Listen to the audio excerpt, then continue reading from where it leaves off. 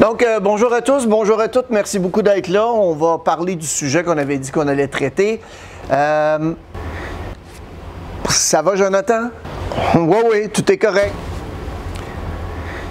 Donc, comme je vous disais, on va discuter des points qui sont revenus lors de la dernière réunion qui semble vraiment être un irritant pour nos clients.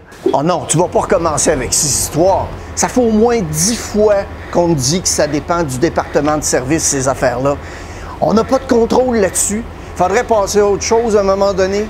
Bien, merci beaucoup pour ton avis, Alexandre, mais je pense qu'on a peut-être plus de contrôle qu'on peut penser sur certains de ces items. Hein? Qu'est-ce que tu en penses, Derek? Bonjour à tous et à toutes. Comme maître d'œuvre, comme facilitateur ou organisatrice, est-ce que vous vous êtes déjà retrouvé dans une situation semblable à avoir à animer un groupe de la sorte? On vous confronte, on vous attaque, on vous ignore. Faire face à un comportement qui dérange, c'est non seulement très désagréable, mais ça peut vous donner aussi un sentiment d'insécurité et d'incertitude quant à la façon de réagir. Donc, dans cette vidéo, on va voir une dizaine de moyens efficaces afin de neutraliser les personnes au comportement toxique dans une réunion. Mon nom est Mario Roubier. Dans le but de vous aider à améliorer vos performances dans le domaine de la vente, de l'expérience client, mais aussi du leadership, on partage sur cette chaîne des stratégies, des éléments de motivation et d'engagement, parce que les émotions mènent les décisions. Si vous avez un collègue, un ami, un membre de votre famille qui pourrait tirer profit de la vidéo, eh bien, n'hésitez pas à la partager.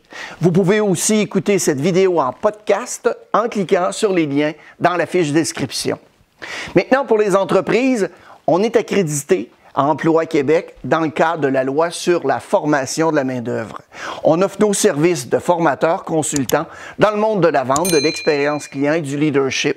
Les détails se trouvent aussi au bas de la fiche description.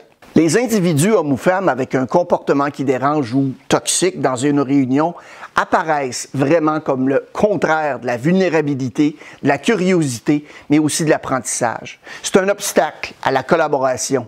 Les gens ayant un comportement toxique se manifestent de différentes façons. Ça peut ressembler à un langage un peu condescendant, à des commentaires passifs, agressifs, à des interruptions régulières ou bien à un désintérêt total. Des formes un peu plus subtiles de comportement toxique peuvent même consister à s'attribuer le mérite du travail des autres, à être atteint de la maladie que l'on appelle le « oui mais ». Vous savez, ces gens qui disent « oui mais » souvent, plutôt qu'essayer de trouver des solutions, plutôt qu'essayer d'assumer des responsabilités ou bien faire de la microgestion. La toxicité peut commencer par une simple déclaration ou une critique, mais l'impact de ce comportement va davantage se faire sentir dans l'effet d'entraînement qu'il va produire au sein de l'équipe. Les équipes qui sont régulièrement confrontées à ce genre d'environnement vont réagir évidemment en mettant leur garde en place et en se fermant. Les réunions deviennent donc négatives, contre-productives et les gens vont aussi commencer à avoir des intentions négatives. Dans la vraie vie, ça ressemble à des silences, un manque de contribution, des commérages, des portes fermées et des chuchotements. Lorsque la toxicité est laissée sans surveillance, elle peut rapidement faire pourrir une culture d'entreprise. Alors, qu'est-ce que vous devez faire si vous vous retrouvez dans la ligne de mire d'une personne toxique au milieu d'une réunion de travail? Bien, vous devez vous en occuper immédiatement. Ça peut sembler effrayant, mais c'est crucial. S'attaquer aux personnes et aux comportements toxiques demande du cran. C'est pas facile de confronter quelqu'un en essayant de le faire de manière constructive avec précaution. On doit le faire parce qu'il y a une opportunité de s'attaquer à la toxicité qui va bien au-delà de la résolution de la situation conflictuelle que vous vivez. Évidemment, neutraliser une personne toxique lors d'une réunion peut avoir des avantages importants. Ça va permettre de libérer la collaboration, la créativité et surtout de transformer une situation qui est embarrassante en une victoire pour toutes les personnes qui vont être impliquées. Voici donc des outils afin de gérer ce genre d'interaction dysfonctionnelle. Premièrement, commencez par la curiosité et la compassion. La première étape pour neutraliser une personne toxique dans une réunion, c'est de rester curieux et compatissant. Il faut se rappeler qu'un comportement toxique est un comportement qui est défensif. Donc, rappelez-vous que la personne qui se trouve devant vous a probablement son propre bagage. Soyez donc d'abord curieux et curieuse de savoir c'est quoi la racine réelle du problème. Vous voulez jouer le rôle d'un solutionneur de problèmes plutôt que celui de blâmeur. Vous le faites en posant des questions, en écoutant activement et en démontrant que vous avez entendu. Je vous recommande d'utiliser les phrases suivantes pour vous adresser à votre collègue dans une première étape.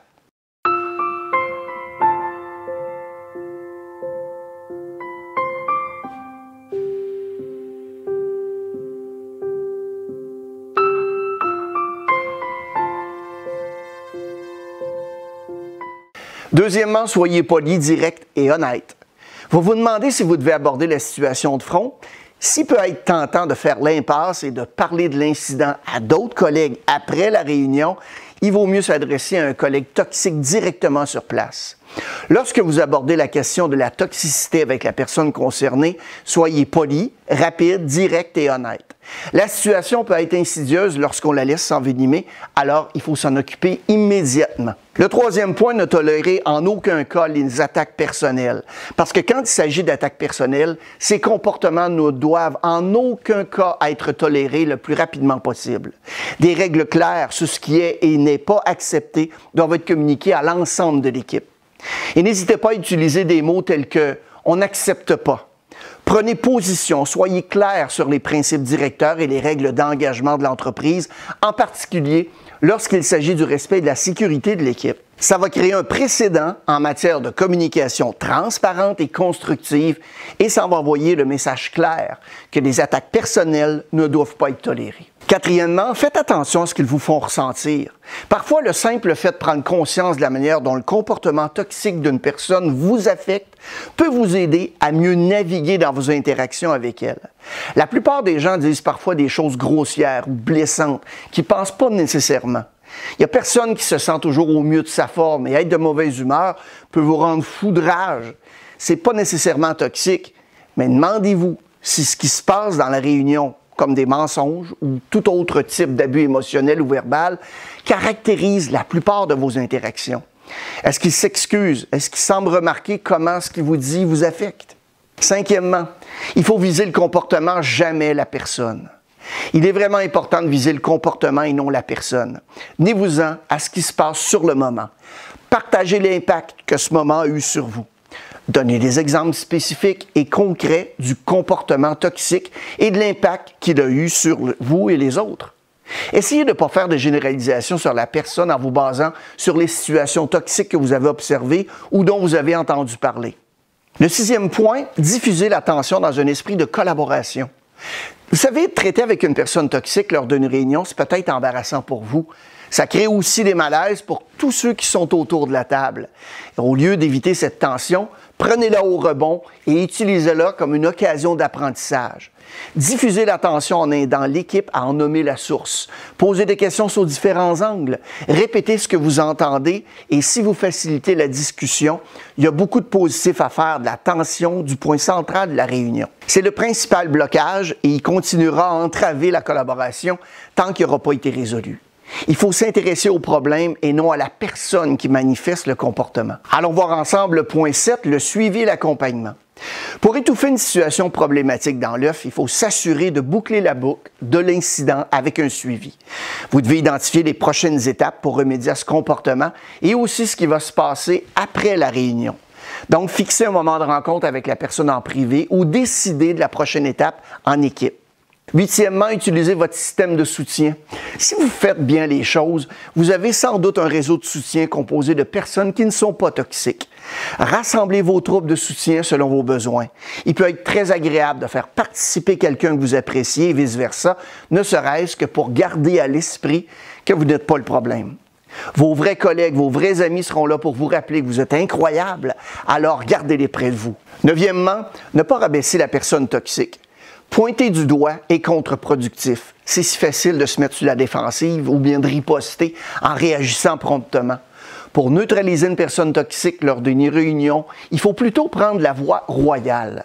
Le fait de rabaisser ou humilier la personne à un comportement toxique n'aura pas de conséquences positives. Vous savez, ça ne servira qu'à créer une sorte de défense de la part de la personne toxique, mais aussi des collègues dans la réunion. Le 10e point, la vérification du pouvoir personnel. Il n'y a personne qui peut vous faire sentir inférieur sans votre consentement. C'est une belle parole d'Eleanor Roosevelt. Donc, commencez par faire sortir la personne de votre tête, fermement, rapidement. On ne peut pas contrôler la façon dont les gens agissent, mais on a un contrôle total sur la façon dont nous réagissons face à eux. Cessez de donner aussi aux personnes toxiques de l'espace dans votre tête. C'est incroyablement difficile, je sais, mais vous finissez par saboter vos efforts si vous êtes obsédé par ce que fait une autre personne ou par ce qu'elle pourrait faire ensuite. Vous réfléchissez trop à vos décisions et vous prenez en compte leurs réactions avant même qu'elles ne se soient manifestées. Vous savez que la vie n'est pas toujours juste, hein? Il se peut que vous ayez à travailler aux côtés de personnes au comportement toxique tout au long de votre carrière. Vous ne pouvez pas les changer, alors c'est à vous de décider comment vous allez les traiter et passer à autre chose ensuite. Même si vous ne pouvez pas physiquement changer de poste ou d'entreprise, vous pouvez vous en débarrasser mentalement. Laissez-les derrière vous. Si vous n'aidez pas, ils ne méritent pas votre attention. Retirez l'émotion de votre réaction aux personnes toxiques. Ils vont faire ce qu'ils vont faire, mais vous n'avez pas besoin de vous énerver à ce sujet. Faites face à cette réalité et commencez à prendre ou reprendre votre pouvoir personnel.